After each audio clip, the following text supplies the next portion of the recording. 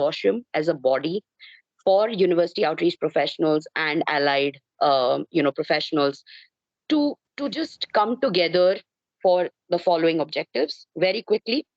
One, inclusion. We do not stand for exclusive practices where we say, okay, XYZ service providers are not welcome or XYZ kind of entities are not welcome. We are an inclusive organization.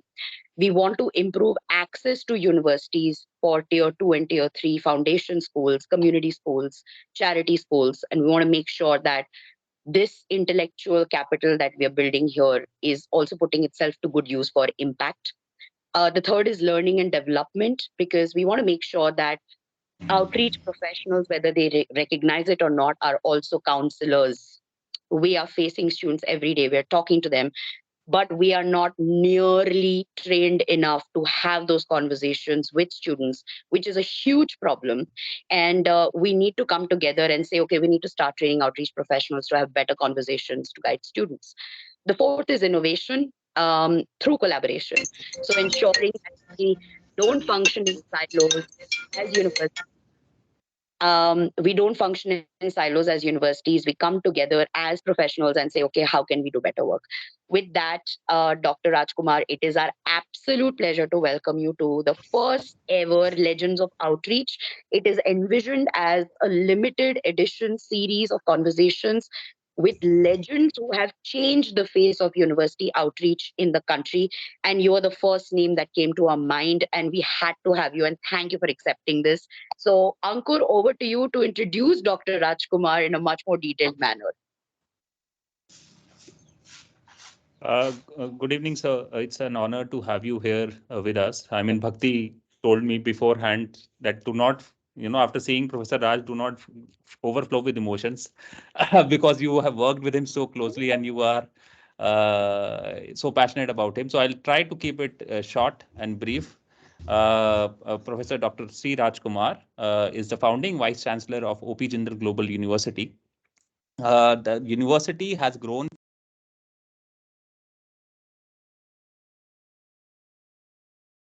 Ankur, you need to unmute yourself, I think.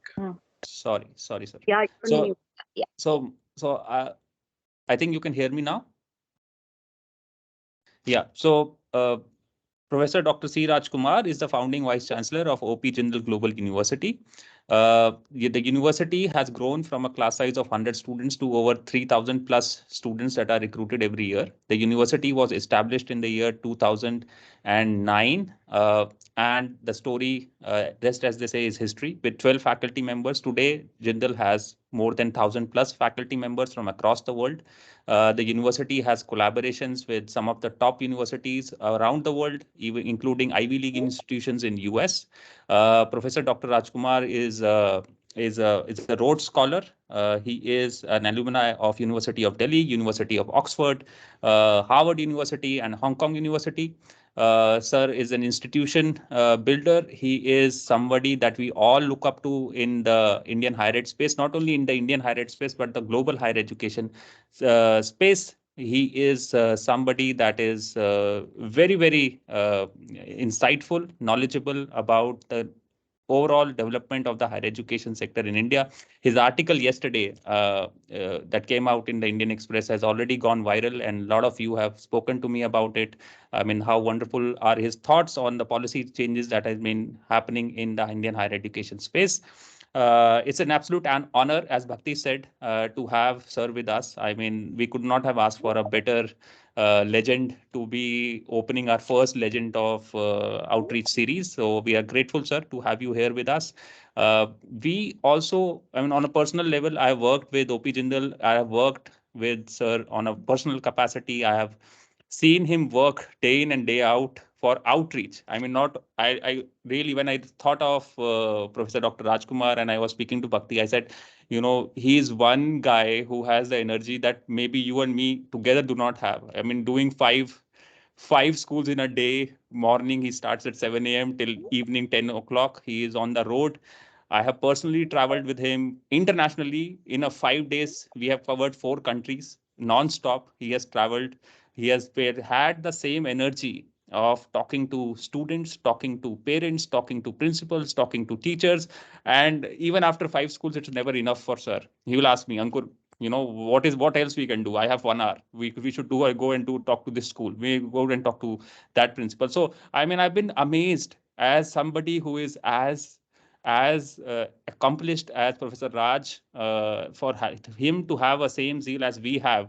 We only do outreach. He does 10 other things, but he still has more passion about outreach. So I am very happy to have him here to tell his own story. And through that story, let us learn what we in the outreach space can learn from this man. So I would like to start with you, sir. Professor Raj, if you can talk about the story of Jindal, that will be very interesting. We all know the story? Most of us will know the story of how did you conceive Jindal, but how did you go around recruiting the first batch of 100 students for Jindal? I mean, there is a story there. How did you actually did outreach? If you can share that story, sir. Great. Thank you so much, Ankur, and thank you, Bhakti, and of course to all of you who are present here. In fact, I mean, when you're calling this as Legends of Outreach, I am beginning to be worried that normally I believe that the title of legend should be given for people who are at least above 60 years old, and I am 48, became Vice Chancellor 34. And I have normally, when you call a legend, that person is mostly retired and is actually looking at a much more calmer, quieter, simpler life. But I am afraid I am not in that situation. So either Ankur thought I might be already older and be above 60.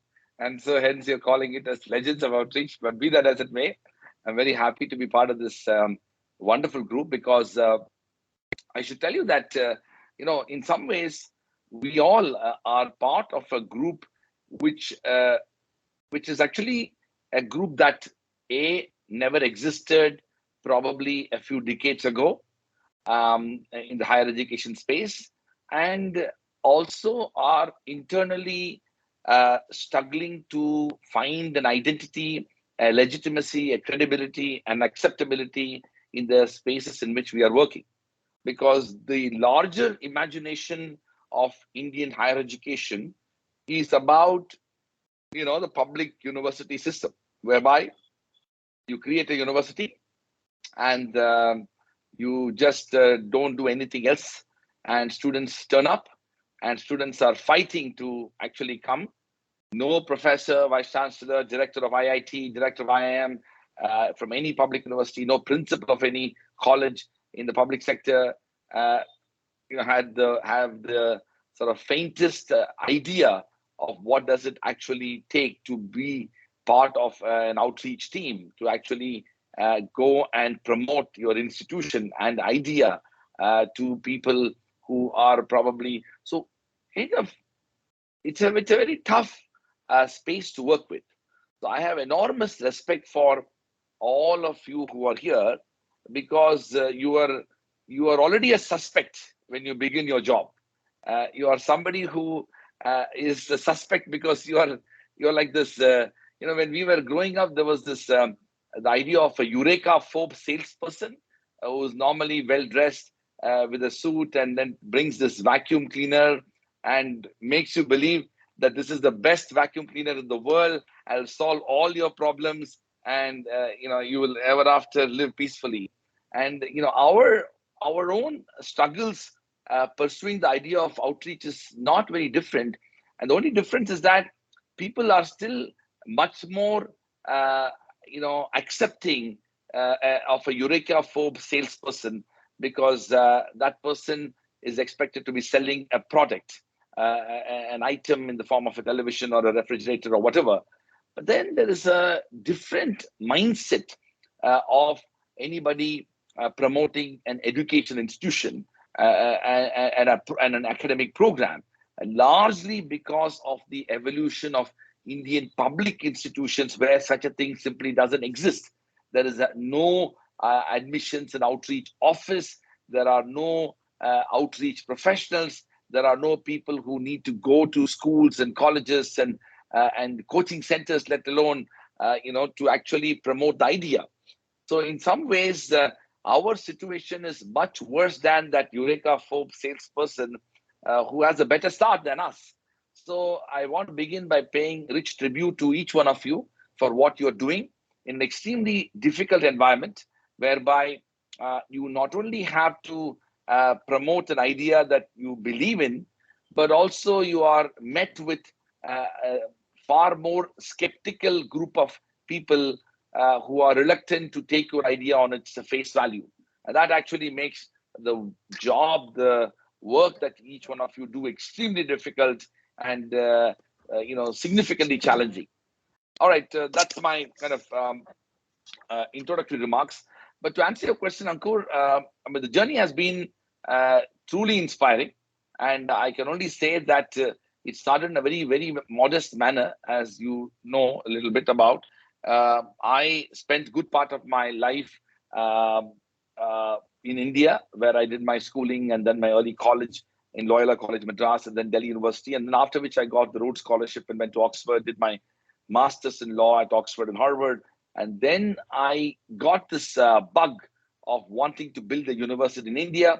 I spent the next decade essentially working in New York and Tokyo and Hong Kong. And then way back in 2006, I got to meet with an Indian benefactor by name Naveen Jindal, and met Mr. Jindal in late 2006 and spent a year persuading him to do three things. One, to make a substantial financial commitment. Second, to do it in a not-for-profit manner. And third, to let me have the academic freedom and autonomy and independence to build a world-class university. And Mr. Jindal agreed to all of it in late 2007. And I moved to India in early 2008. And January to April 2008, I was trying to understand India myself as I was returning to India after a decade of living abroad, and quickly realized what an impossible country it is, where systems and processes are so complex to navigate. But the most difficult part of that journey was exactly what you do every day, which is to we were able to create an institution, but to get the word out in an environment where there are numerous claims that are and counterclaims made about what that institution is. So there are lots of stories I can tell you, but my most famous story is this, something which we have experienced in our life, and I don't know how many of you have experienced. So when you are so much at the formative phase of an institution, nobody cares, nobody wants to let you in to speak, nobody wants to invite you to do anything, because here you are promoting one more mediocre, or what is possibly a mediocre private university, and why should you be allowed to speak?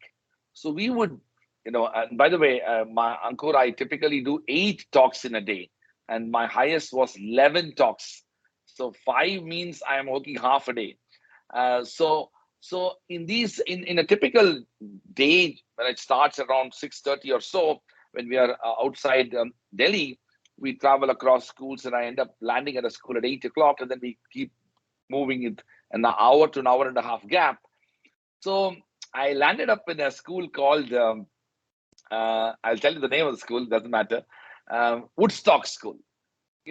Woodstock is in Missouri, and Woodstock will not let anybody in to speak. So this was 2009, and we wanted to speak to the students. So we could not even meet the principal or headmaster, and somebody said that there's no chance, they don't allow anybody to speak. And and I was I said, listen, I really want to talk to the students. And so then this teacher said, we can't let you into the school to give a talk. We can't organize all of that. But, at around 11 o'clock, the students will have a break, and they'll come to the car park for a coffee. So if you want, you can give a talk at the coffee spot. So I said, this is great. So I landed up at the parking spot. I remember me and Paddy and Yugang, 2 of my other colleagues, were there. And we, believe it or not, we gave an outreach talk for 15 minutes in the right outside the Woodstock School. And we gave a talk, and then students some of them were listening, some of them were not. There was not much of a Q&A session. They left and they went back. And then while we were returning from, and it took like going to Woodstock is a big challenge, right? You're in Missouri, but still it's not easily accessible. So we spent almost 3.5 hours for that effort. And then we did many other schools, Welham Boys, Welham Girls, and many others. And then we returned back. And believe it or not, in 2012, this is 2009 I'm talking about, 2012, 3 years later, we had 4 students from Woodstock joining us. And I met them, like by that time we had already expanded. And they said that they heard my talk in the car park of Woodstock in 2009. I mean, that was something. So it's basically like, you know what, you can, you are relentlessly pursuing an idea and are prepared to take those type of risks and opportunities and not to be personally embarrassed about, your own self or what you're doing, and definitely not have a personal ego or somehow your stature is diminished by the fact that you're doing something below your dignity or whatever. If you are able to overcome those type of things, opportunities will come. We were so deeply inspired by that experience. But we were anyways continuing the journey. That didn't. It's another matter that now we are in a comfort zone. Wherever, anywhere in India, we get invited. Not only me, but any of my colleagues. So that's how we started. I mean, the modesty of that effort is incredible. That nobody will let you in to a school, and nobody is prepared to give you the chance and that opportunity. And that's how we began. Oof, okay. I want to take like a second to just kind of digest everything you said, because I think I speak for everyone when I say that the first part of your introductory remarks, where you said, that you recognize and appreciate the efforts of outreach professionals and you understand the challenges that we go through. Um, it was therapeutic to hear it, because when someone empathizes with your challenges, I think half the battle is won there. I think you hit the nail on the head when you said that, I think we're unseen or unheard because we are a new phenomenon as a community of professionals. And there isn't much history or precedent to our existence, so people don't really know what to do with us. And I often joke with Ankur that we are the medical representatives of the education industry, and that's how many of us feel, because we're running from one school to another and saying session de do, session de do. And of course for many universities that has changed, but it's still largely true. I think so. Thank you for that. I think coming from you, someone as legendary as you, and as young and legendary as you, I think it really legitimizes our efforts. So thank you for that. And I think And my advice is look for those parking slots. yeah, exactly. For someone, I mean, imagine you're the vice chancellor of the university, and you could have very well said, okay, you know what, this is beneath my dignity, and I'm not going to have a conversation here. But the fact that you hustled, you waited, and you spoke, I think for me, at least, it's quite it's a eureka moment, or it's a humbling moment as well. That it doesn't matter what your designation is or whatever. I think you need to keep at it and not believe that any situation that allows you to talk to students is beneath your dignity. But Dr. Rajkumar, you're leading from the front as the head of the institution, and you've done this. You've got your hands dirty, and you understand outreach in a way that I think very few senior management or vice chancellors do in Indian universities. And that's because you've done it yourself. And that's where the challenge comes for many other universities, because I'll be very honest, I have not seen many universities where vice chancellors are actually going from school to school. So they don't have that experience firsthand. Do you think, or how do you think we can, I mean, what needs to change? Because management expectations from outreach and the reality are very different, and they haven't experienced it themselves. They're in the boardroom, they're, all of that. It's all very strategic, but not hands on. What is your view on this? Yeah. So, Bhakti, I think this is a very important question because, one of the major challenges of a typical Indian private university, which is promoting and pursuing the agenda of outreach, is that it's actually divided into a hierarchical structure whereby you have the management and the board level leadership who looks at university enrollment as some sort of a corporate number game. And then you have the academics. Can you hear me? Yes, Can you hear absolutely. me? Yeah. And then Yeah, you we have can the hear you. and then you have the academics and the professors and the deans and the vice chancellors who are also academics, who kind of feel it's below their dignity to promote, and to pursue such opportunities to engage with students, and it is something should be done by other quote unquote professionals.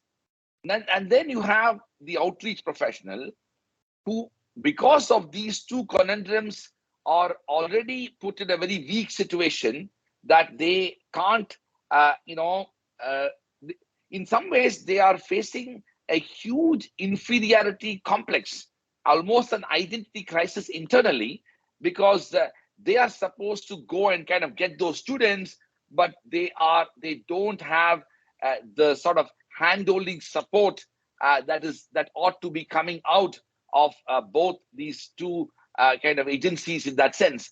So in some ways, for us, I think it made a huge difference that I ended up. I mean, I was the founding vice chancellor, and so I was very clear that we are trying to promote a new idea in India. And if we are to promote a new idea in India, it's about galvanizing social and intellectual consciousness about that idea. And I can't be, if I can't promote that idea standing in front, leading from the front, then I don't think that my team members, the outreach professionals, it'll be fair for them. So in some ways, by doing what we ended up doing, we were able to inspire the colleagues who became part of it. And since that year, even today, our deans, our faculty members, of course, our entire admissions and outreach team, all of them contribute to this effort. And as I said, when I become slightly older, so I do 6 schools a day when I travel. But basically, it's still, we end up doing this.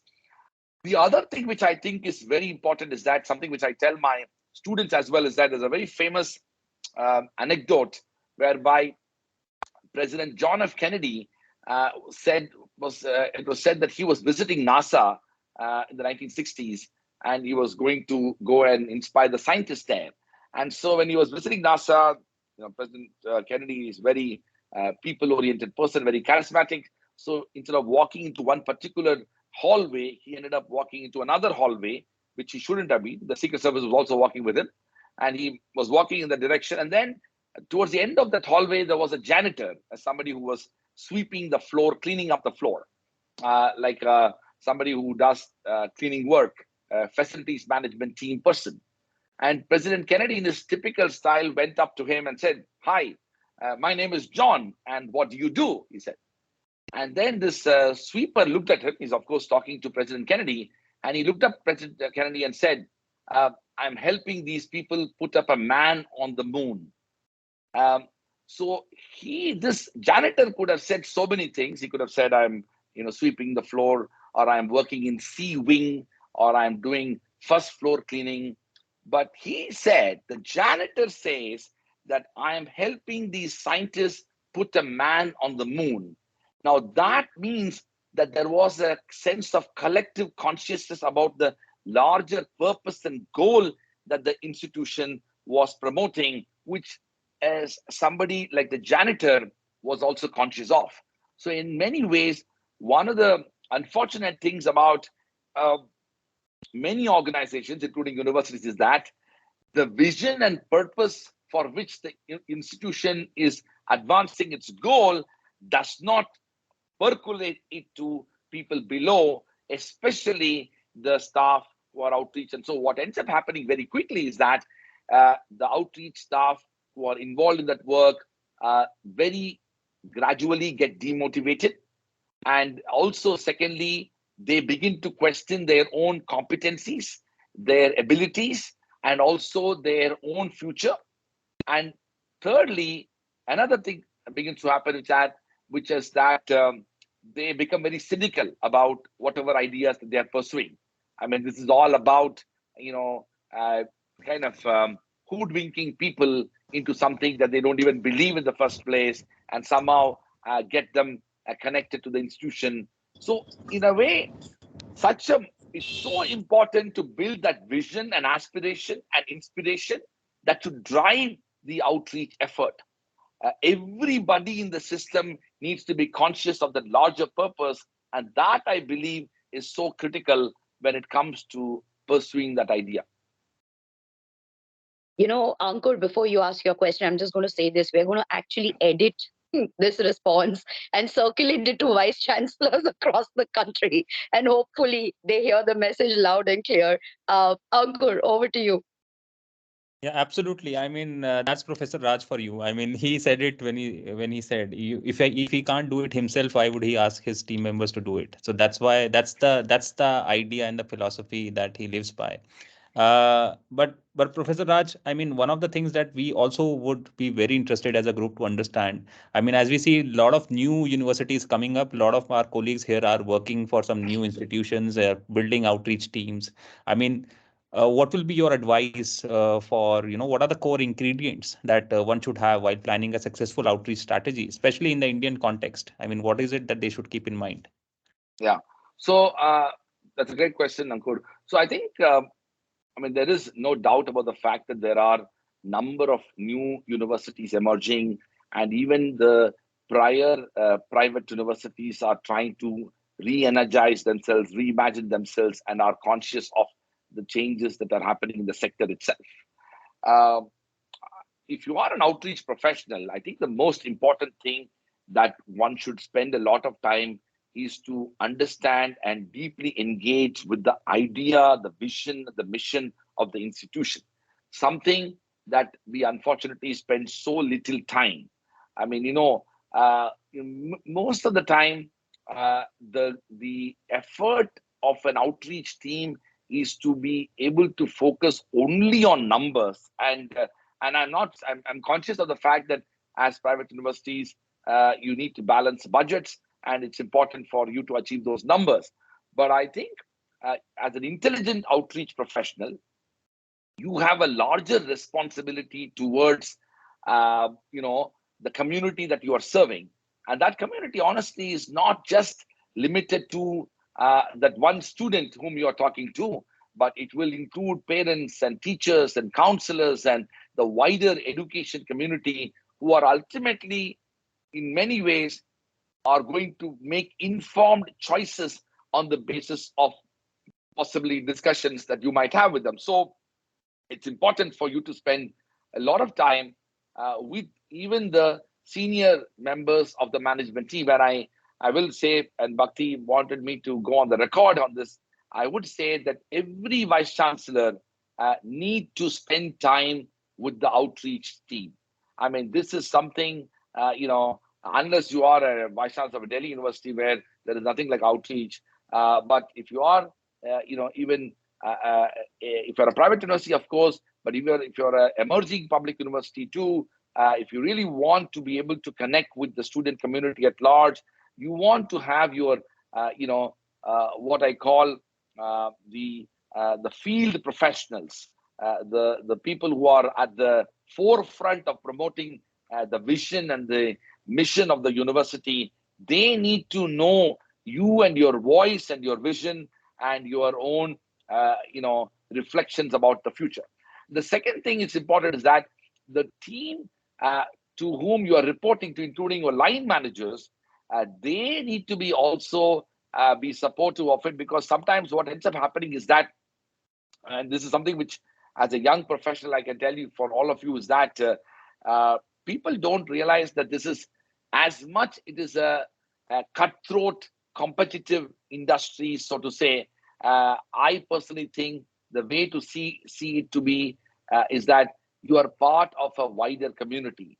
You ought to see these ideas as a part of a wider institutional process, whereby you are guiding and mentoring and continuously engage with the lives of young people. And in that process, the most important factor will be your personal honesty and your personal integrity, both of which I believe will only shape your ability to make an impact on the outreach efforts. Because, and that's where I make a very important distinction between the salesperson of a product or a service as opposed to an outreach professional who is actually working towards fulfilling the dreams and aspirations of young people. And I think another important development that I must flag is that I've given over 12,000 talks across the country in the last 13 years. And I've been traveling, even now. And one thing I notice is that there is a fairly significant degree of cluelessness among the school-based counselors, and almost bordering on, misguiding and misleading students to make choices that are not in the best interest. And literally, these counselors play God and end up, experimenting with the lives of young people, because, as you know, school counselors can play a very significant role in students deciding and determining what they want to do in their life. So in that process, largely, you as outreach professionals, when you come into the picture, you have a responsibility to help these young minds make the right decisions.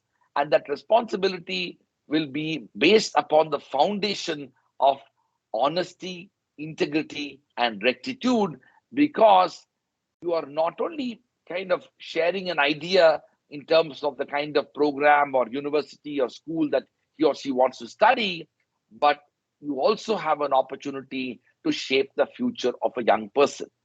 That is a very big responsibility, and most outreach professionals may not appreciate that responsibility. And I want each one of you to be conscious of that.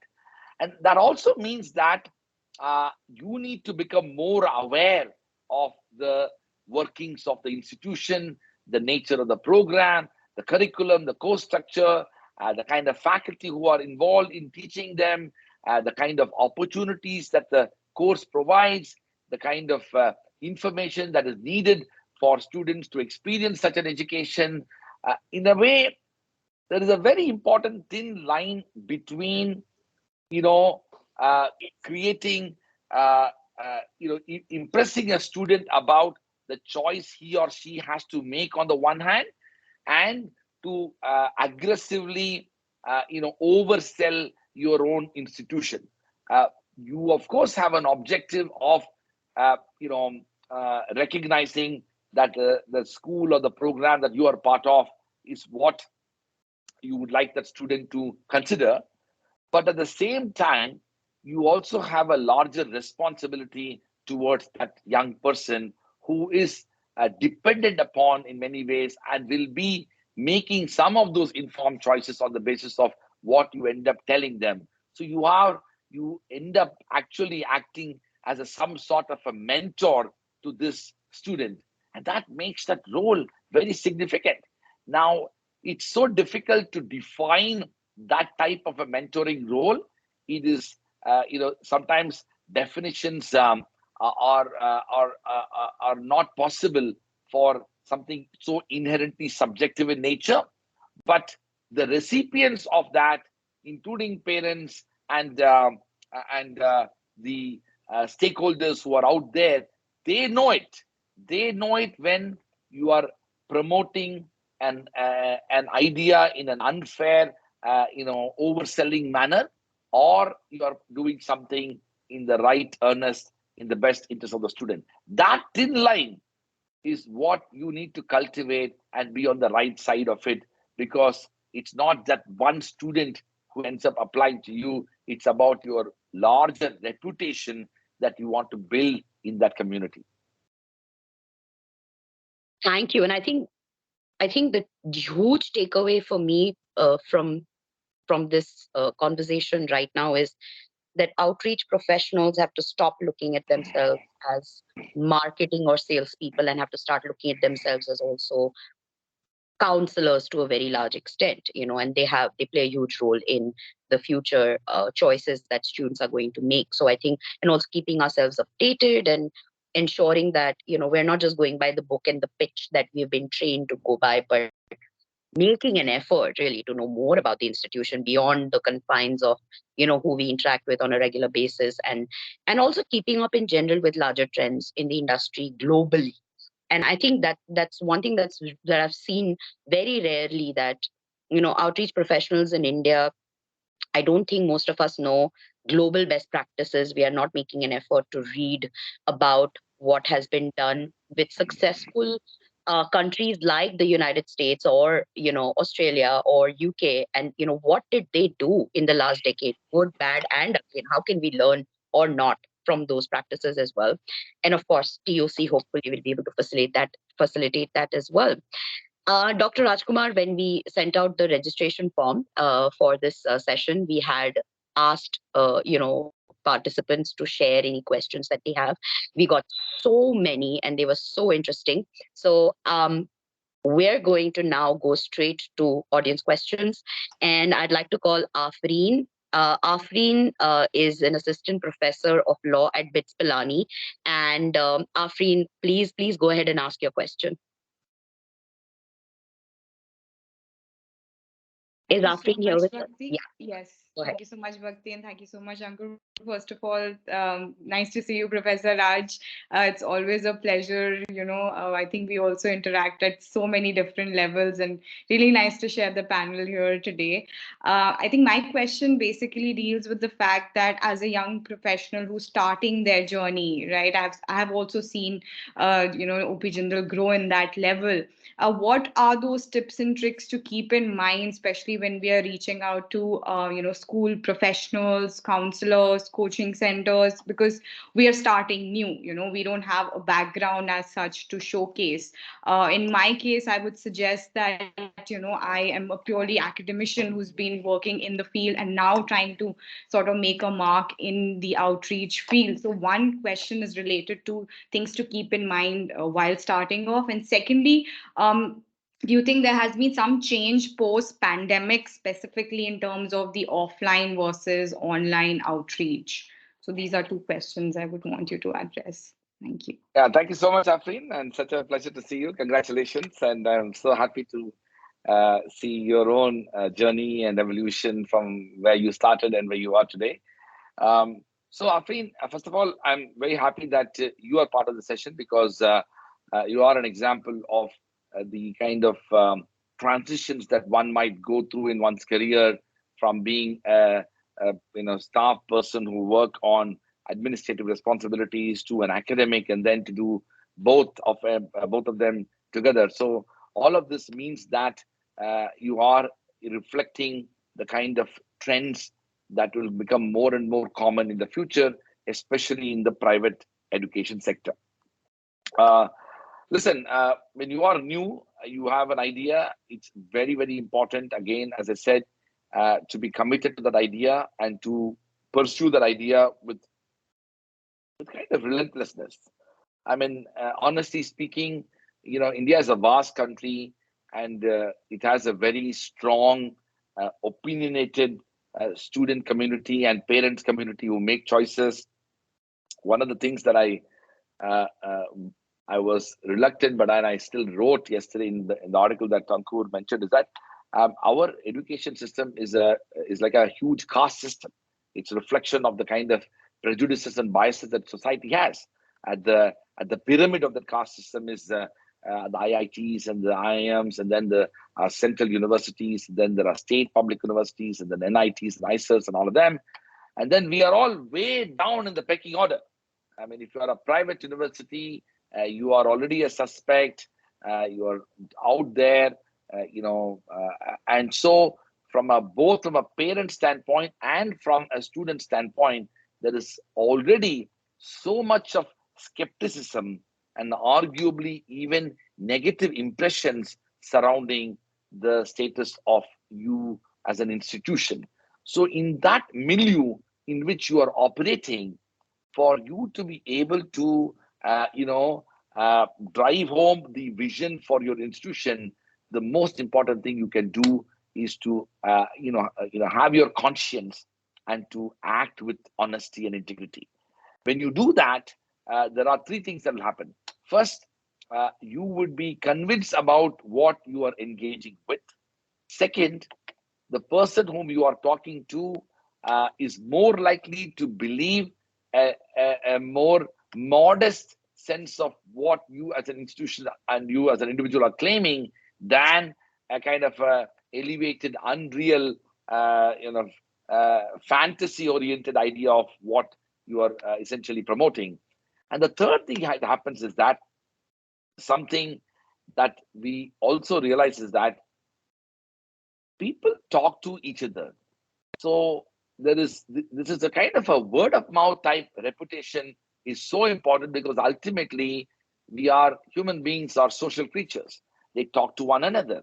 When you talk about your institution with passion and integrity, and you are able to articulate the vision, you may be talking to people who themselves may not be interested for whatever reasons, but they end up talking to the other. And if you have in that process inspired them, there is a greater degree of them talking to other people who in turn will be possibly interested in you. So in some ways, you need to believe in that idea, in the cause that you're pursuing. For all the members of the outreach community, all I can say is that sometimes you are put in a predicament that you are asked to promote an idea or a cause that you don't believe in. I would strongly suggest that you should do everything within your means to get out of the situation at the earliest. For various financial reasons, one may have to pursue such tasks for a while, but it ultimately would not do good for you and indeed for that institution if you end up being part of those institutions where its philosophy, its approach towards institution building is not aligned to your own philosophy, values, ethics, or whatever. So that's something which I want to share with all of you. Thank you, Professor. Thank you so much, Dr. Raj Kumar, for sharing your insights. I see a lot of hands are up. We'll try to take maximum questions as we can, but sir is here only till 5:30, so we have to be conscious of the time. But there are some pre-selected questions that we will be taking first. Let me call on my next colleague, Momita Sanan, Director Global Programs, Ajinkya D.Y. Patil University. Momita, if you are here, can you please ask your question? Yes. Good evening, everyone. Thank you so much, Professor, for joining us. It's been an absolute pleasure hearing you talk about outreach and at least acknowledging the efforts that my colleagues here have been putting in for so many years. I've come from a traditional schooling system, college system, Delhi University as well, just like you. So I understand that earlier this particular community was just not operational. We were not there. And we sometimes straddle somewhere in between marketing and sales as well as counseling. We're somewhere in between. So my question to you is, and because I faced this in my last experiences, what do you think is a better strategy in terms of school outreach, especially for undergrad programs? Should we focus on, building relationships, building the Okay. classes, say 8th, 9th grade? Or should Monica, we? we lost you there for a second. We lost you there for a second. Just repeat the question. Okay. So sorry about the network issues. No problem. I heard about the fact that you asked about what should be the strategy in Yes, sir. school, and then what was the last line?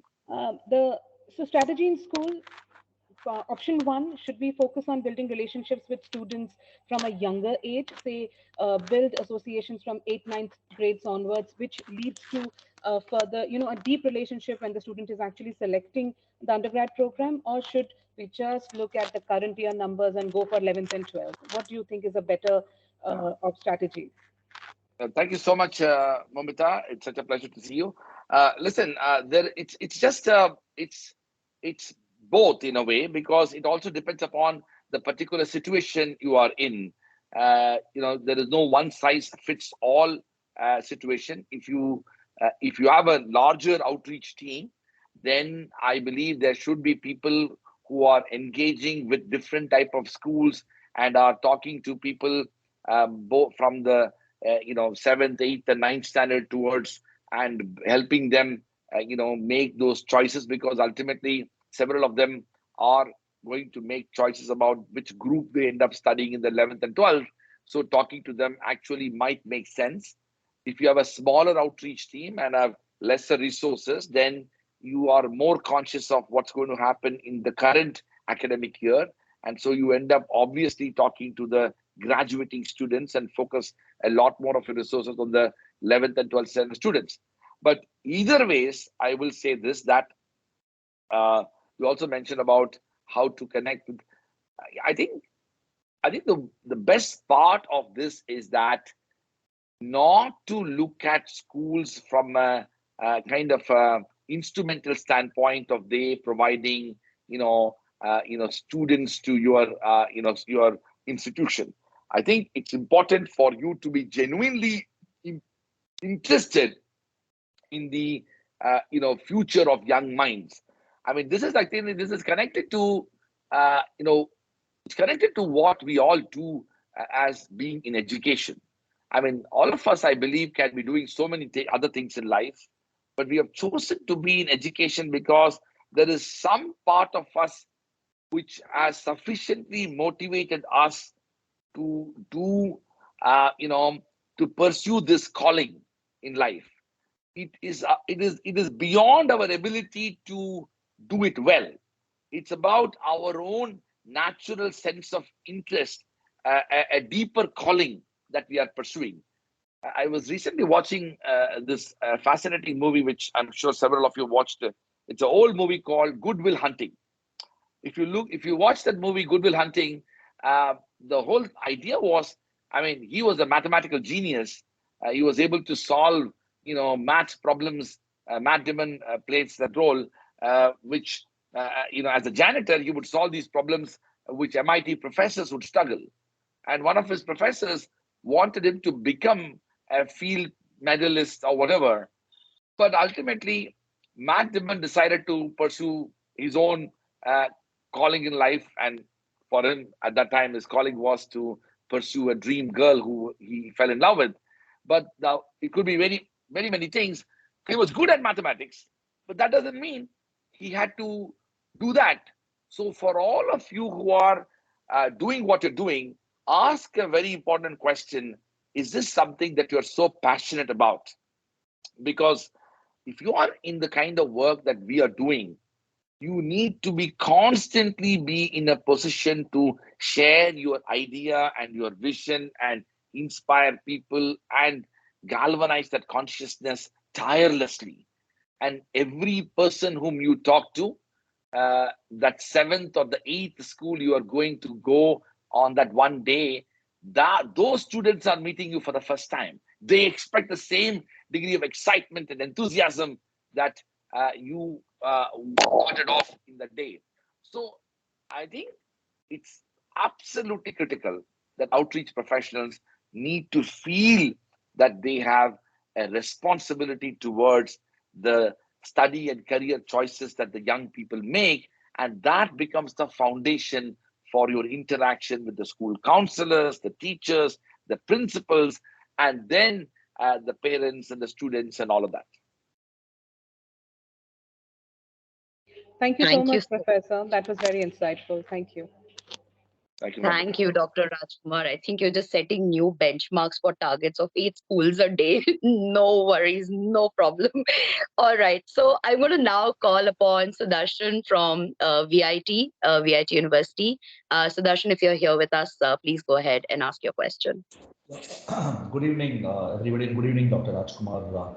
I think TOC is having a Seva Giskew start. That's all I can say, because it's a dream start for the legends to have you here.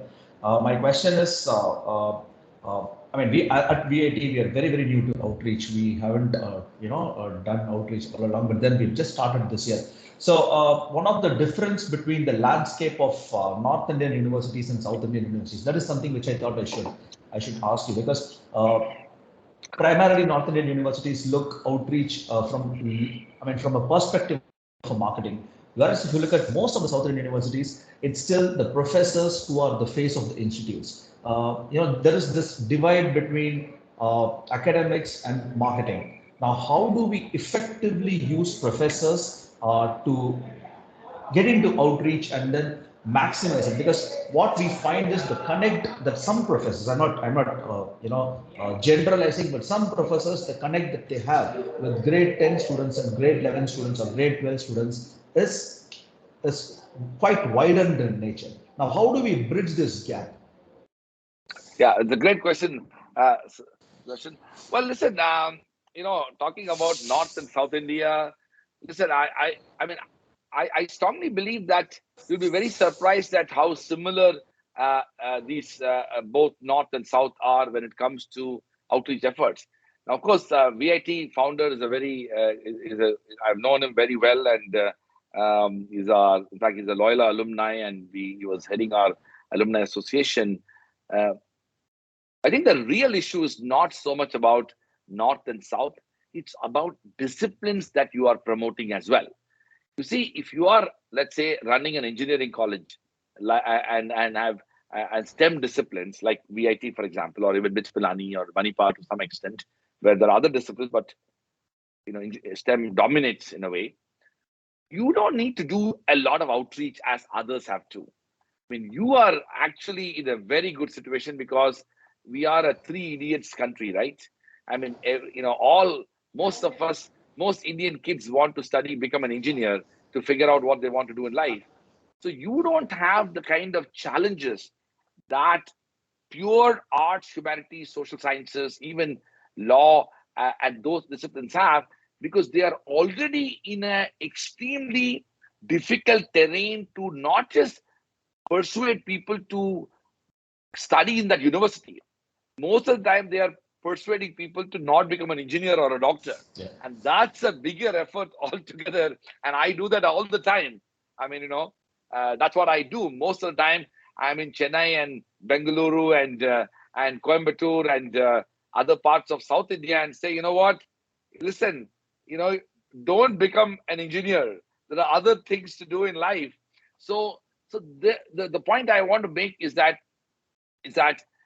the approach towards outreach depends on the discipline that you are conscious of promoting. And the second thing, you also said that there is a second element to it, which is the older private institutions which have developed a history and kind of a larger presence in the mindset of people are very differently situated than the ones which are today newer. I mean, VIT is relatively older. Of course, Manipal and BITS Pilani are much older. Now, they have caught in their imagination or the public imagination so much. I mean, I remember in the early stages when I would go and talk about Jindal University, then I've had questions like, oh, they produce steel, but when did they start a university? So, and then we had to tell, yeah, they do produce steel as well, but we want to build the steel frame of India, as Sardar Patel said. So we have to make, in a way, the kind of effort to promote the idea requires a deeper belief in the vision of the institution, and you are and also I think India has also changed a lot. Today, there was a point of time, and VIT is a very good example. When VIT was started, the larger imagination of its students would have been maybe from Tamil Nadu or nearby states, even a college like Loyola. Most of my classmates were basically from Tamil Nadu. The furthest was maybe Karnataka or Andhra Pradesh. But today, if you look at universities, students come from across India and from around the world as well. Our own university has students from all states and unions of India and from 40 countries in the world. So, in a way, the outreach dimension is also changed, and students are prepared to travel far, far away distances to pursue good quality education. And they are also ready to overcome pre-existing biases and prejudices about places and people. I mean, I remember when we went to Mumbai, in 2009 and 10, Mumbai schools were so snooty that they would say, "Oh, our students don't either they study in Mumbai or they go to Boston," and they are very dim opinion about Delhi, and even further dimmer opinion about Haryana. So, but then today, one of our largest constituency of students are actually coming from Mumbai. So, it's essentially India has changed a lot. There is a aspiration, there is a hunger for young people and parents to be able to let their kids go wherever they believe good quality education is available, and that is the challenge and the opportunity that the outreach professionals have. Thank you. Thank you, Sudarshan. And it's really good to see VIT and representation from VIT. It's a sign of changing times. So we're so happy to have. Bhakti, VIT is in a good situation. They don't need to do any outreach. They just have to stop the gates. Too many people are wanting to come in and become engineers. They are living our dream, which is just focus on thought leadership. That's it. Just focus on thought leadership. You don't need to do anything else. No numbers. But VIT is a fantastic institution, and I've seen its growth and evolution. And Shekhar is a very dear friend, and so many people there. So I'm so happy that they are part of this.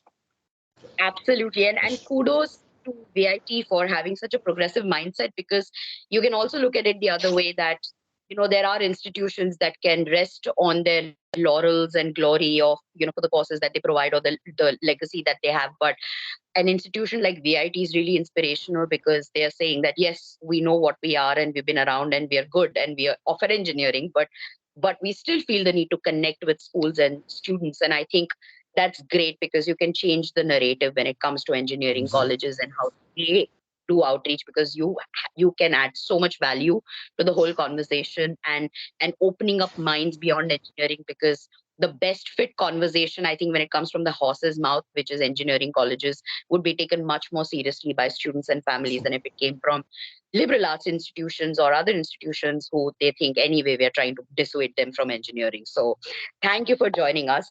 And when we speak about the need to do outreach or the need to not do outreach, the next question is very interesting, because I think most of us have had that moment every quarter when we are standing, or at the end of every admission round when we are standing in our management office and having those board meetings and saying, okay, what are the numbers, right? So there is a huge dilemma with a lot of managements where they're struggling to figure out the metric of measurement of ROI of an outreach team, because it's not just so simple as CPL, cost per lead, or cost per application anymore, because we are investing so much in brand building and other activities and relationship building. So Ankit, who's the head of marketing at Amity Group of Institutions, he had to leave, but I am asking the question on his behalf. And his question is that, basically, how do you measure the outcome of an outreach team? Yeah, well, it's a great question, and Bhakti, I think, you see, I have always believed that universities are very differently situated than other organizations in the larger context of any society. A few years ago, I wrote an article in the Indian Express called "A University is Not a Corporation." And the theme of that article is that what we do in a university most of the time cannot measured and in monetary terms, and because the benefit that a university can render to a society simply cannot be measured, and it transcends both time and space. So in that context, it will be a mistake to measure the outcome of an outreach effort purely on the basis of numbers. Having said that, I think we need to differentiate the efforts that different departments of the university is doing towards getting the brand of the university built, as opposed to the admissions and outreach office, who has the much more, let's say, focused approach towards, engaging with potential students and parents, and to be able to attract some of the best minds to apply and to be part of it. Now here, I think here is where the challenge is. All over the world, quite unfortunately, the only metrics to measure quality so far has been the exclusivity and the rejection of students vis-a-vis application numbers. So the more and more students you reject, the more you are expected to become an exclusive slash reputed slash leading institution. And I've been very concerned about that methodology, that approach, although it's almost inevitable as institution becomes more and more prominent, more and more people end up applying, and all institutions have limitations, and hence you have limited number of seats, and you end up saying no to more people. Because of this kind of conundrum that we face in the wider world, and not all institutions can kind of and can or even want to expand like some others. I mean, Amity is a good example, right? Amity travels across the country and around the world and have built campuses around, and some other institutions may not want to do that. They have, both conscious limitations and unconscious limitations, which make their overall number what it is. So either ways, I think it should align with the overall vision of the institution. If your goal is to be a provider of large-scale education to a larger number of people, then your outreach strategy should match with that. Your branding strategy should match with that. If you are more and more inclined towards selectivity and having single campus type institutions, then your strategy and approach towards outreach will obviously be different. You are constantly balancing quality on the one hand and exclusivity on the other, and also access, which I think becomes very important nowadays, because you have, I mean, all of us have scholarship programs, but we also know that there are limits to those scholarship programs. So in some ways, when you are pursuing the outreach effort, you need to become so conscious of the kind of institution that you are part of. That will determine your strategy towards your branding. That will determine your strategy towards engaging with the type of students and parents you want to. That will determine the strategy towards to what extent numbers become important, or for that matter, quality, for example. I am perfectly comfortable to accept that the first, say, 10 years of a university is a very difficult phase, whereby, emphasis on quality is not going to be the same as it is going to be as they grow. And we have enough stories to tell across India and around the world, where the first decade is a challenging decade. And then as an institution progresses, it becomes even more conscious of these aspects and values. And that's exactly what the outreach community need to be mindful of. And that any disconnect between this evolution on the part of the institution and on the one hand, and the outreach people's own strategy towards reaching out to the community will mean that they will paying disservice to the institution. Ankur, before you ask the next question, just very quickly, there was a very pertinent point that you made, Dr. Raj Kumar, which is that universities are not corporations, but we are now seeing that universities are being set up and run as corporations, because you have investors, you have boards, you have therefore conversations of fiduciary responsibilities towards those investors. And, so I think that kind of dictates mandates to a very large extent for universities and how they're recruiting. But I think that's a conversation on its own entirely, and we can probably do like a Vice Chancellor roundtable for this, because it's very important to understand, are you running a university as an education institution, or is this a corporation for you at the end of the day? Like, while on paper you might be a trust, but at the end of the day, you're running as a corporation. But yeah, Ankur, over to you. Thank you, Bhakti. May I now call upon my colleague Ajay Taide, from Head of Career Counseling as Indus International School, Pune. Ajay, if you're here, you can go ahead and ask your question.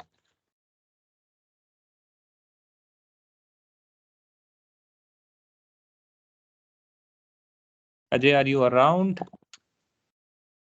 I've just sent an article that I had written in Indian Express a few years ago on why a university is not a corporation. So for Bhakti, for those who are interested, they can look up the chat box. Perfect. Thank you, sir.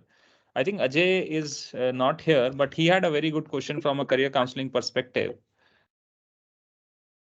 He has asked, with so many new universities being established recently, with very few of them having genuine faculty, how do we assure that our students are not affected? What are reassurances can we provide to our students in times of complexity and uncertainty? Yeah, well, it's a very major challenge. Listen, it's like this, okay? Uh, the gross enrollment ratio of India is approximately 22%. And our aspiration is to cross 50% in the next decade. The reason I mentioned the GR is that a lot of young people across the country are wanting to get good education. But the interesting aspect of this gross enrollment ratio is that it is extremely lopsided across different states of India. A state like Tamil Nadu, for example, has a 52% gross enrollment ratio, while the national gross enrollment ratio is only 22%. Tamil Nadu has the country's highest gross enrollment ratio. That means there are more and more institutions where students are able to study. So, in a way, to answer your question, I think there is a need for more higher education institutions that can cater to the needs and aspirations of young people. However, there is an equally important need to ensure that these institutions are conscious of quality and are committed to promoting excellence. Now, this, I believe, unfortunately, the outreach community may not be able to do much about it because this is connected to the very founding and the benefactors' vision and their own interest in pursuing it. Having said that, increasingly, the market is responding. More and more students and parents are conscious of quality. They are doing their research. They are prepared to not even pursue education in old public reputed institutions and are preferring select private new institutions as they believe that their own objective to pursue an education that truly promotes excellence is better fulfilled in these institutions. So that change is already happening.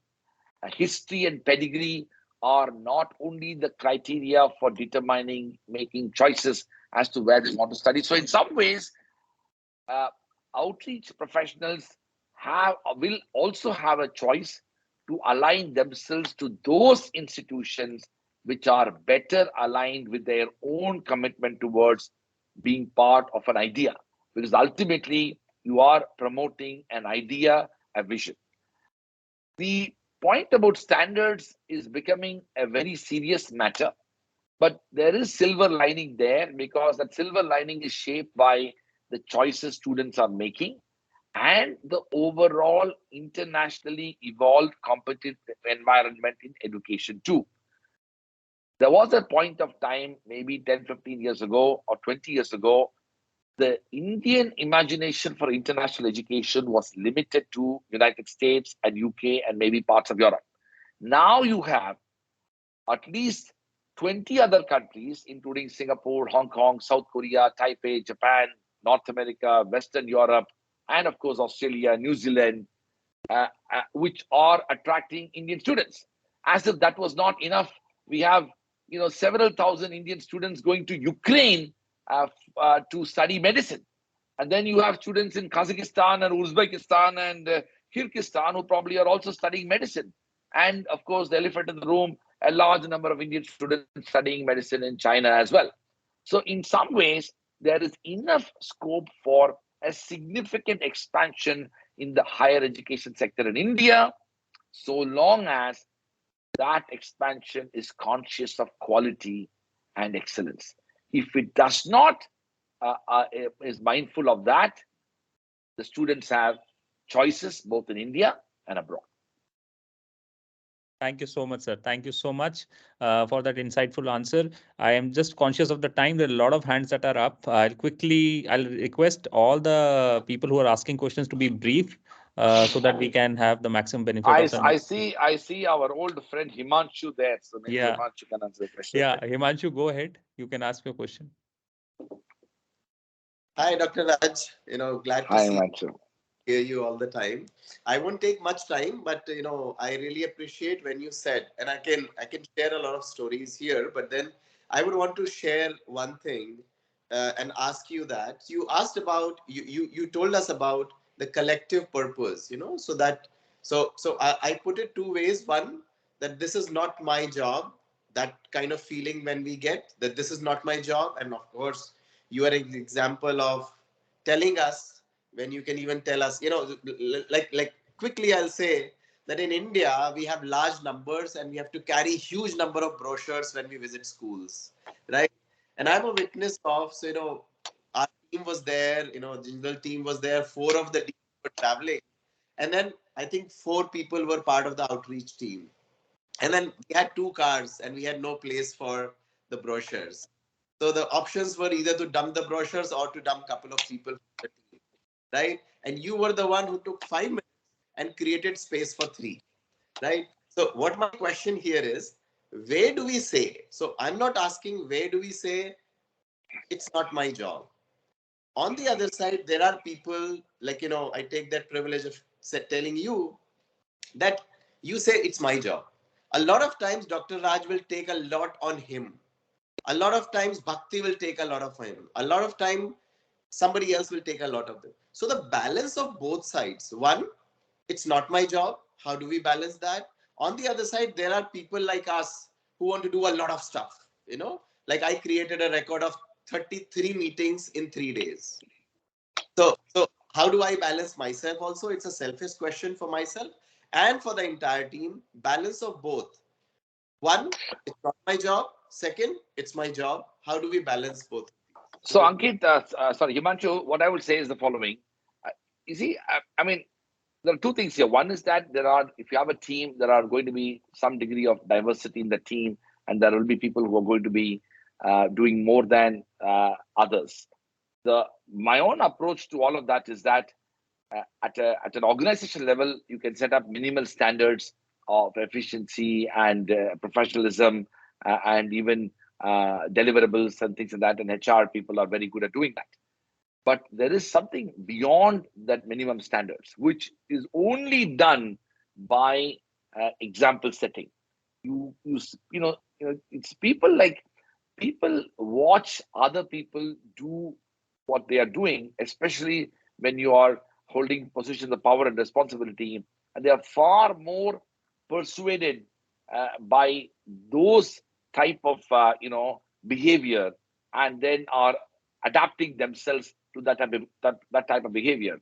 So, talking about brochures, I mean, on a lighter note, I should say this, that uh, when we travel around the country and the world, we always carry a lot of brochures, and even now I carry them. And then I realized that I've gone through this cycle. So I would have these brochures in my check-in luggage, and then I meet people in the plane.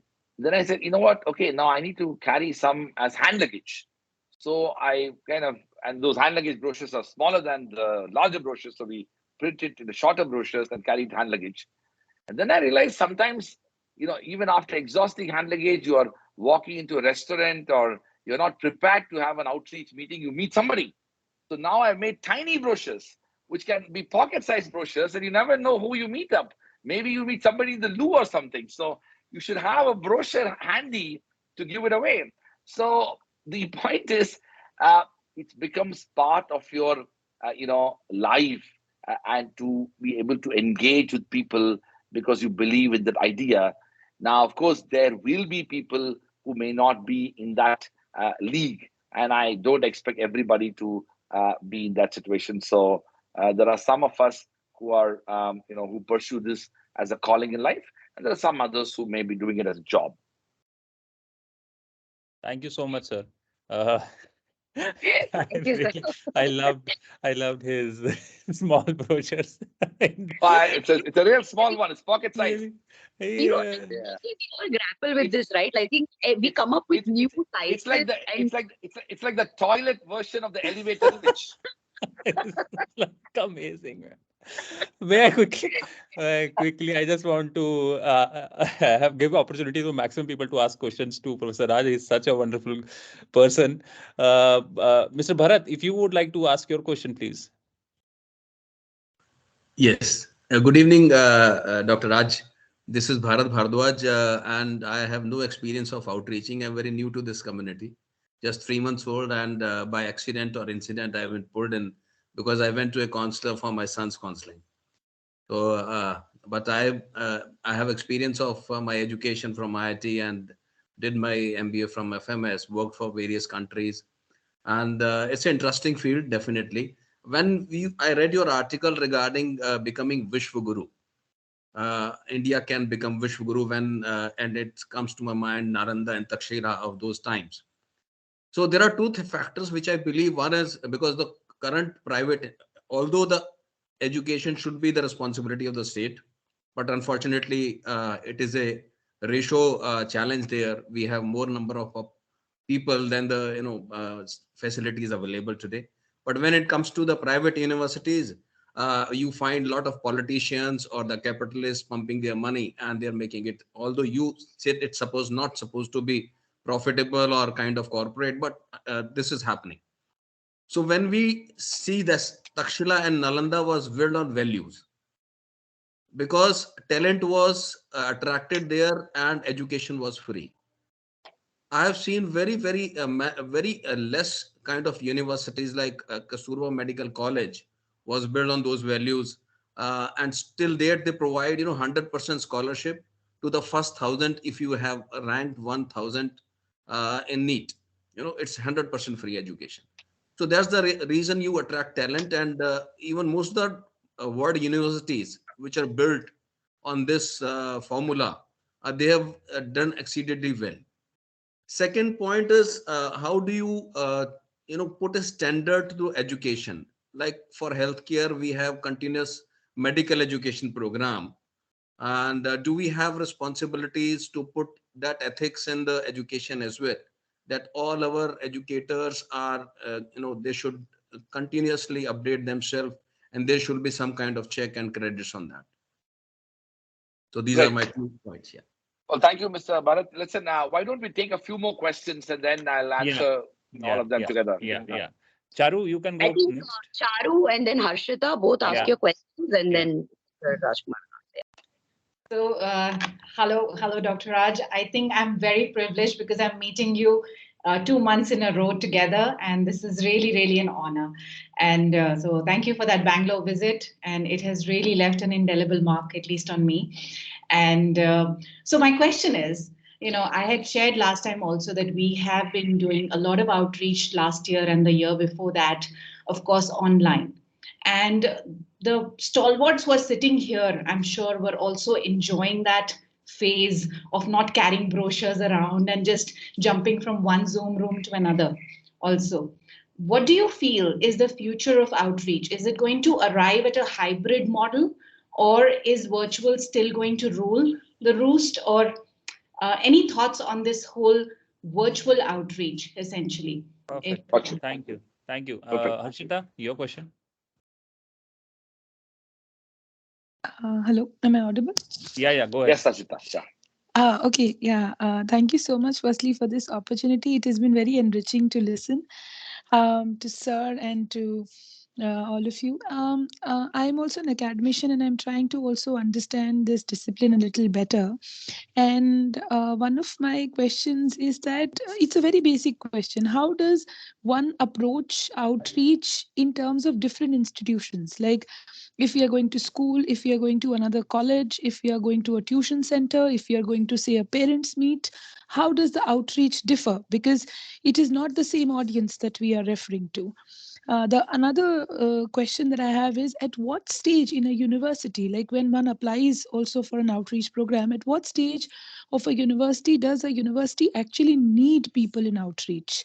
when do we start doing it, or when do we expect that, okay, after doing this, like, it's not a monetary decision that sir has been saying time and again, but then how do we make sure that, okay, the rate of return or the benefit is going to be we're going to get the benefit. So thank you so much. Thank you so much, Harshita and Charu and Bharat. So, Harshita, your question is so interesting because you are absolutely right that the target audience makes a huge difference. I go into a coaching center, and mostly these coaching centers are dilapidated places. You have to climb up several floors carrying all these brochures, and the students are so not interested because you are like an interloper. The coaching center has allowed you to, come in a break. I don't know what they sold it to them that we were let in, and then we were like this kind of, somehow trying to intervene their class. So at that time, you end up having 10, 15 minutes, and you can't talk about the philosophy of education and the future and all of that. You need to be very targeted about information sharing.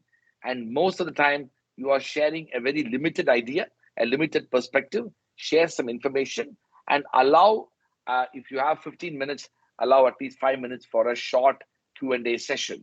But for that Q&A session to become effective, the 10 minutes that you have should provide information that will sufficiently fire their imagination and develop a slight sense of intellectual curiosity to ask those questions. And I think that's so important. In terms of the moment you are in relation with parents and others, you need to talk more in terms of the larger purpose of education and how that can shape the future of young minds. Parents have a very different opinion about what their children want to study, and you are also going to be balancing that. And you need to nudge the parents also to tell them that they have a larger responsibility to understand and appreciate what are the desires, the aspirations, the dreams, the perspectives of their own children, and how they ought to be supporting in their vision, because you don't want unhappy students who end up studying courses that they are not interested. They will definitely not be successful professionals as well. And so in some ways, the audience matters. Moving towards Charu's question, good to see you, Charu. Charu, the online versus virtual, listen, we are all, this is fun. I'm able to talk to all of you, but working professionals, slightly people who are experienced in life, it's okay. But young people, high school students, this doesn't make sense at all. We will do it again if we have to do it. But I am very, very skeptical of, outreach sessions undertaken for high school students, young people in schools or other centers through either hybrid or, by the way, there is no hybrid in India. Okay, it's a bogus term. We don't have any hybrid thing. Mostly that hybrid, instruments never work. It's either, in fact, it's actually bad. It should be either physical 100% or virtual 100%. I have attended so many hybrid sessions, and they are basically very low bid sessions. Nothing happens out of it. Most of the time, the people who think they are in screen, they are not seen or heard. So we should focus on having physical sessions as far as possible. I do believe that there are challenges, but there is something to be said about, emotionally present in that room. And that makes a huge difference. So many of us, after the pandemic, when we did our physical outreach, I just did a 5-city tour. I was there one day in Delhi, Chennai, Bangalore, Hyderabad, and Mumbai. And each day we had 4 sessions. It was fascinating and met hundreds of people. There can be no substitute to it. So I'm a big votary of physical outreach. You have to do it, especially for students. This kind of sessions are great because several of you may not be able to travel to one place, and we are able to connect with each other. And I am so much connected to this community, so we can do it. But when it comes to students and to some extent even parents, it's important to do it physically. Bharat, listen, this, by the way, I should tell you, Bharat, since you are a recipient of public education, don't be in any illusion that this is all 100% freely given. All of us are paid for your education. I mean, there is no free education. The taxpayers of India have paid for all the free education that we have ever received. I mean, my alma mater, Delhi University, charges 5,000 rupees for an undergraduate program per annum. I mean, surely the cost of running the program is several times more. And the reason it's able to do it is that the Indian taxpayers are hugely subsidizing that education. Now, so that's a very important distinction that we need to drive home the point to the parents, to the students, that there is something fundamentally different from private and public higher education, in which the public higher education is funded by taxpayers, and that's how these public institutions are able to keep their fee structure to what they are, and private institutions are not getting any resources from the state and are actually self-financing themselves and still providing scholarships, fellowships, keeping the fee structure accessible, promoting inclusivity, advancing equity, and all of that. Thinking about the larger point here, and I have told this before, I am fundamentally opposed to the idea of anything called for-profit education. I do not believe that a higher education institution, and I'm speaking about higher education, should be and can be ever a for-profit if you want to maintain quality and excellence, for all the reasons that I've talked about in the article on why universities are not a corporation. We strongly need to nurture not-for-profit, truly philanthropic private institutions which are contributing to public good. In that sense, education is part of an effort to promote public service. And that is why I do not believe that, higher education institutions, the university should be set up by, people who simply want to do it like a business. It has to be set up by people who are very rich and very much made their wealth through other means, or are making their wealth through other means, and are recognizing that true higher education opportunities can never make money. I would actually be worried about any university making money. If it is making money, then it is not doing a good job, because the nature of that activity is such that it only ends up being spent, and you simply cannot make money in higher education. For all those promoters who want to make money, I would rather prefer they should be doing so many things, including selling lassi or something like that, or open restaurants, as opposed to actually, building a university, because they can actually make better money in real estate and things like that. If you are in education, especially higher education, your fundamental goal ought to be to promote public service and contribute to the common good. And the future of India and the world will depend upon the kind of education that you're going to give to young people who will shape the future. I mean, young people of India, the 900 million people who are less than 35 years of age, are not only going to shape the future of India, but will be shaping the future of the world. And that is a bigger responsibility. I mean, you can run restaurants and hotels and make money, but don't do that by building universities. Sir, I do Thank understand you. that the priority Mr. of the Bhardwaj, nation, like you said, tax money, of course. Mr. Bharatji, Bhardwaj, we are not taking up any follow-up yeah, questions, yeah. So so we can have a we'll later leave discussion. that later time. But I know it's very tempting to have a conversation with Dr. Raj Kumar. So we've tried our best to get as many of you as possible in it, but we can't have follow-up conversations. But Dr. Raj Kumar, Okay. what a session. I mean, what a conversation. You have patiently answered all the questions, and if I have had a lot of epiphanies in this last 1.5 hours, and I just want you to have the last word, when if you can just say the one parting shot for outreach professionals and also for some of the schools that are attending. What is your one parting shot of advice? Well, Before listen, sir, sorry. I just want to Yeah. add 5 seconds. I mean, thank you so much. I mean, Bhakti, we couldn't answer all the questions. There are still 15 pending questions that people are messaging me. Ask my question, ask my question. I am not able to do that. I'm so sorry to all of my colleagues who I was not able to give you a chance to ask him a question. Maybe we'll have another session in some time if his schedule permits. But thank you so much, sir, from the bottom of our hearts. As I knew always. I mean, you are the, as Bhakti rightly said, he is the original god of outreach, and having him OG. So I mean, having him here has been such a pleasure. Already we are receiving so many messages saying what a session, what a start to Legends of Outreach. So thank you so much, sir, for being here with us and patiently answering all the questions and sharing your story of building an institution like Jindal. Grateful, sir. Over to you. Well, thank you, Ankur. And well, you talked about the original God. Well, we are all part of the Bhakti movement in that sense. So Bhakti herself is a leader in the higher education sector. So I'm so delighted to be in this conversation, both of you. Listen, I want to tell to all of you that we are going to be witnessing an amazing future in the private higher education space for a number of reasons. First of all, let's get the data right. As of today, 70% of Indian higher education sector institutions are private. 70%. And 70% of students are studying in private higher education institutions.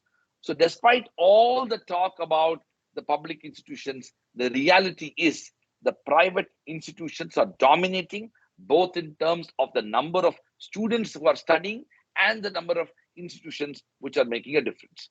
Second, the public institutions are facing huge crises which are witnessing and coming to the forefront on a daily basis. And that crisis is one of resources, governance, and even arguably poor interventions and poor leadership at various levels of governance. And the equally unfortunate aspect is that little or no accountability for these public institutions when it comes to how they are functioning and their overall, many of them, I'm not saying all, but many of them, their indifference to the needs and aspirations of students is the root cause of several of the problems that we're facing in the higher education sector, and that's something which you should be mindful of. And the third is that the Indian student and the Indian parent is increasingly mindful of the kind of opportunities that they want to give to their students, their children. Students are mindful of wanting to achieve their fullest potential, and they are ready to, go deep into the institutional vision and its activities, initiatives.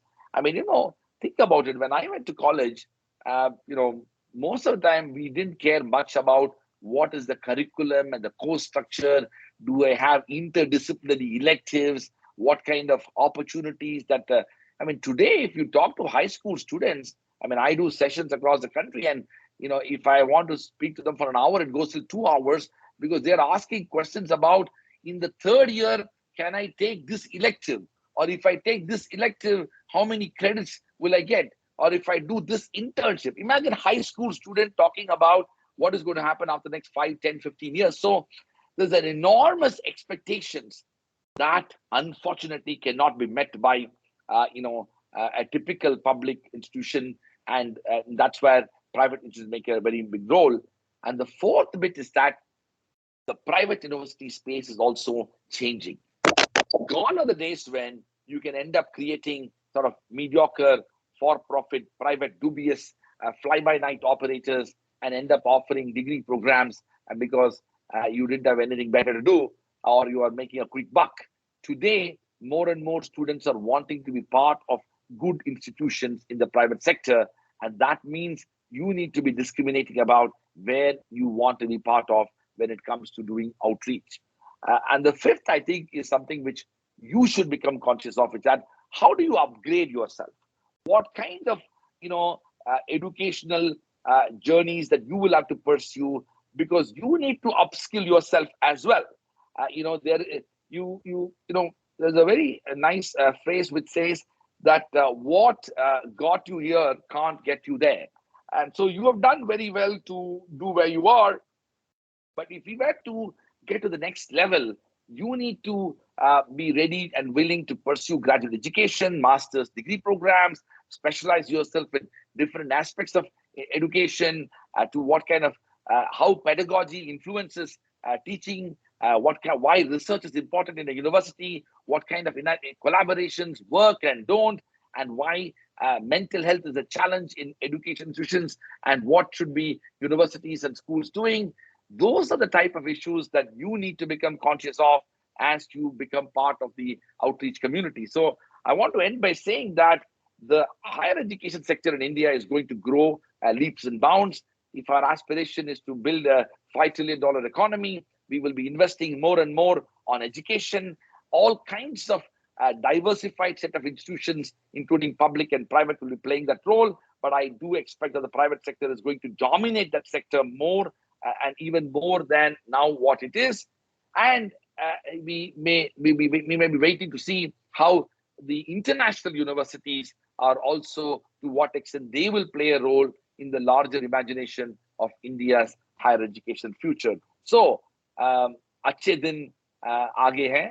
So you will see very good times ahead when it comes to the education sector, and congratulations to each one of you for being part of it.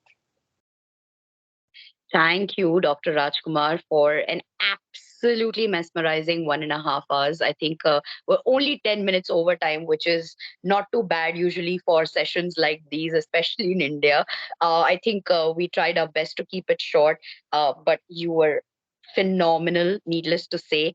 And I think just word to everyone who's attending this and who's been a part of the outreach collective in the last month or so.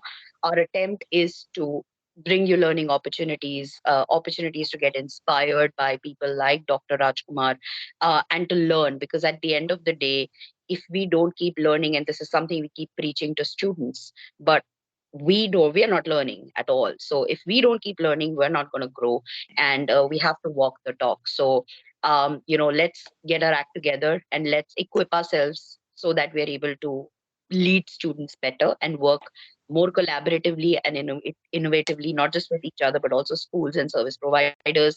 And thank you all for joining us today. We've got a lot of messages about this session, so we're going to sit now responding to everyone. And thank you all for joining. A big thank you once again, Dr. Rajkumar. Thank you, Bhakti and Ankur. And I want to close by extending a personal invitation to you and to your entire community.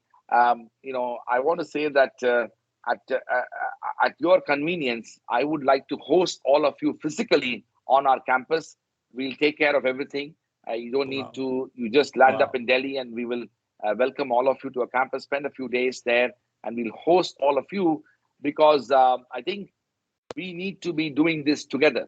I mean, can you believe that, Harvard, Yale, Stanford, Princeton, and Columbia, and many other universities in the US in particular, they end up coming to India, and they do, on many occasions, joint outreach.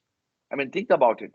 They go to a school, and they will have Harvard and Yale and Stanford and Columbia and Princeton people together talking to those students. I mean, that reflects the level of maturity and institutional confidence and evolution that they have acquired over the years, that the pettiness that ends up being associated with many of our institutions when it comes to these crass competition that we end up talking about is something that we need to overcome. And the way to overcome is to come together as a community, and we'll be most happy to host Ankur. We are very delighted that Ankur is now in his new avatar as a doctoral student at Jindal, and I'm very delighted to host all of you. So, Bhakti, see you in Sonipat. See you in Sonipat, Dr. Rajkumar, hopefully with the whole gang of the Outreach Collective. Thank you for this invitation. I think we're going to take you upon it in a few months. Thank you so much. Wonderful. Take care. Best wishes to all of you. Thank you so much, sir. Thank you so much. Bye-bye. Thank you. Thank you.